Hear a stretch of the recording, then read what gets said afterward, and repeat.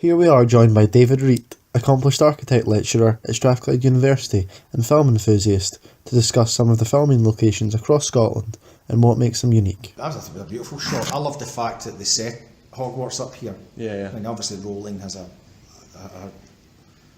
roots in Edinburgh. I think she's actually English, but she was based in Edinburgh for a while.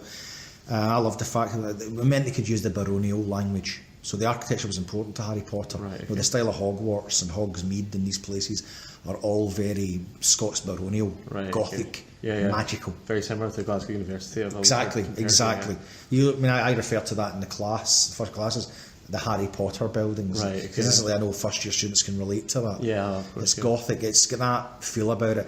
If you're trying to make it, I don't know, somewhere down in even somewhere like Tyneside, but there's not that kind of baronial language, but you have big beautiful viaducts and Berwick and things like that, I still don't think it would have that landscape in the background. Right, okay.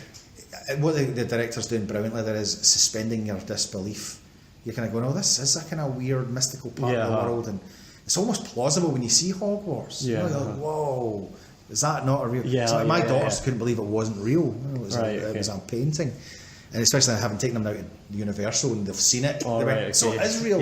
No, it's a copy of actually a computer model. But I think the use of the Glenfinnan viaduct in it was brilliant. That's obviously no longer. They're gone. They're amazing buildings. It's shameful that they're down. But they made a film called Red Road about that's what I'm relating to, I thought the film was very good. Right, Brilliantly acted film. But it was more to do with surveillance than it was a critique on high rise, I think. Right, okay. Because she's seen him in the cameras. I think it was more to me that was more a critique on surveillance and CCTV than it was on high rise living. Right, okay. But I mean, they're brilliant buildings. I mean, really well. Yeah. No, there's nothing else quite like them, is there? No, very unique. Do you think it's a shame then that they're... Oh, it's a tragedy. Yeah. I think it's a shame that all the towers are coming down. Right, okay. I'm anti-demolitionist in my stance with towers. Right, of course. I mean, a lot of them were built badly, and that's why I can understand people not want to live in them. But the problem is it costs so much to maintain them and fix them. It's cheaper to knock them down and put what's called noddy boxes up. Right, like little 2-storey front and back garden things. It's cheaper to do that. Plus, the fact you can go into the private sector, but then other people will build them. Right. Okay. Whereas local authorities had to build these things. There's a whole political backdrop to it, but in terms of the skyline, I think it's really regressive. If anything, I think we should be building taller. I read that these have doubled as the Vatican, the Home Office, and the Kremlin. That's right. Yeah. What is it that makes it so sort of... It's neoclassical language. It's actually a Baroque revivalist building, City Chambers. I mean, classicism has different phases in it. You have classicism, and then you have a period towards the end of it called the Baroque.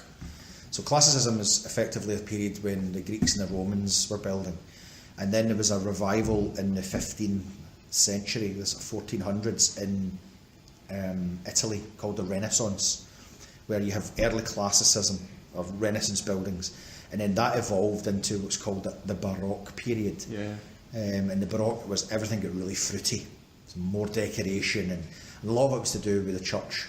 Because between the Renaissance and the Baroque, there was a period called the Reformation, where the Catholic Church lost a lot of power. Protestantism arrived, and there was a counter-Reformation, a kind of reformation of the Reformation, and the Catholic Church came back using the Baroque. So that's why St. Peter's in Rome. Rome's a very Baroque city. Right, okay. And like all the Spanish cathedrals that were built in Peru, all the South American colonies, they were just taking these big buildings and building them there.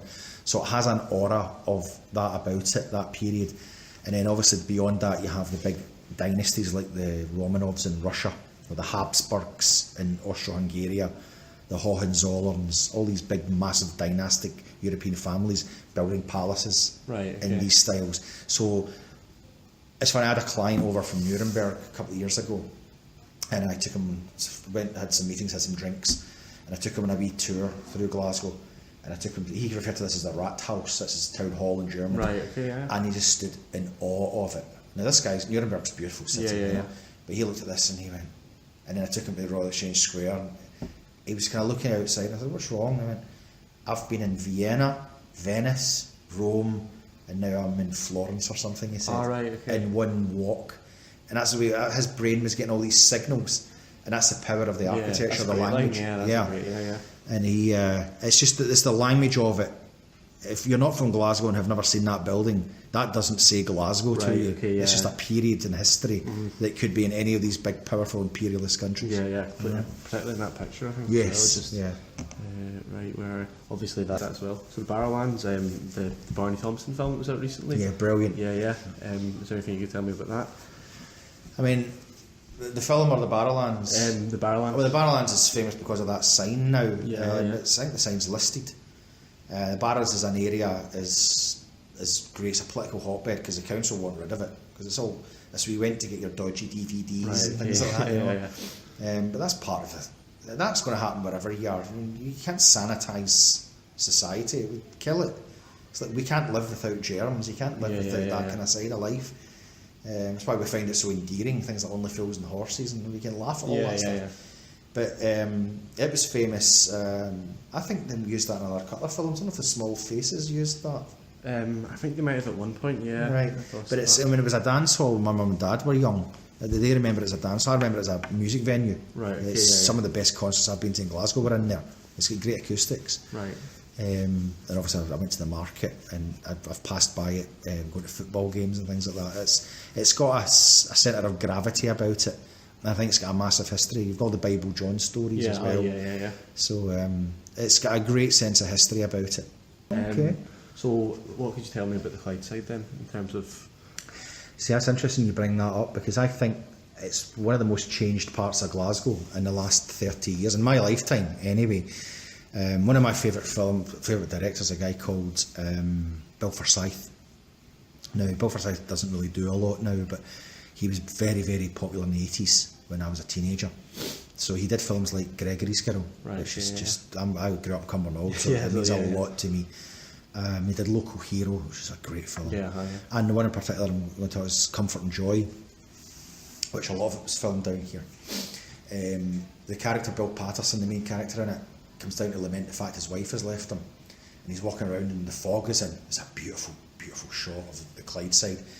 But it was filmed before the Garden Festival arrived, and he's walking around with a microphone. In the background it's still all the post-industrial stuff there, the cranes, the sheds, even big areas of wharf that are no there now. And I think they made that film in 83 or something. Garden Festival came in 88 and filled in that whole south bank, to make the festival. And then when the festival went, they put houses there, and the houses are really odd. They're rubbish, actually. They're dreadful housing projects. And then they filled in the other part of it and started making it into the area that they used for Fast and Furious, things like that. But when you look back at that scene in Comfort and Joy, you might get it on YouTube, that scene. You can see how different it is now. So take Comfort and Joy compared to Fast and Furious 6, it's completely different. I think that's just the decline in the work there. I think it's just, yes, there was no longer that kind of need for the post-industrial landscape, but it was also that it's trying to symbolise that the shift in what Glasgow does now, from it being a shipbuilding town to it's now a tertiary sector thing. It's all business and high tech, which is what that scene Fast and Furious is. Taunton Lane. What do you think about that? It's a great space. Glasgow's got lots of spaces like that. I mean, they were all little service spaces for the big buildings, and sometimes there's more. In some ways, there's more character in the lane than there is in the street. But they use this quite a lot recently for like pop-up bars and things like that. So. Do you think that is unique to Glasgow? Do you think you would know looking at that? No, I think that could be a scene in Gotham and Batman. When I look at that scene now, I think it captures a particular type of city. When I look at it, it looks occidental. I don't think there's anything that doesn't look as if that belongs in downtown Shanghai, or I instantly can address it. But to me, when I look at the building at the back, that's a very, very American-looking building. And if I didn't know that it was Taunton, I would say that could probably be somewhere like Chinatown in New York or something. Glasgow is unique in its own ways, but I think its power in film is its ability to be a chameleon. It can change its face. In the space of this conversation, we've mentioned films that span centuries, much less decades. And they were all filmed within 10 years. So that's how filmable it is.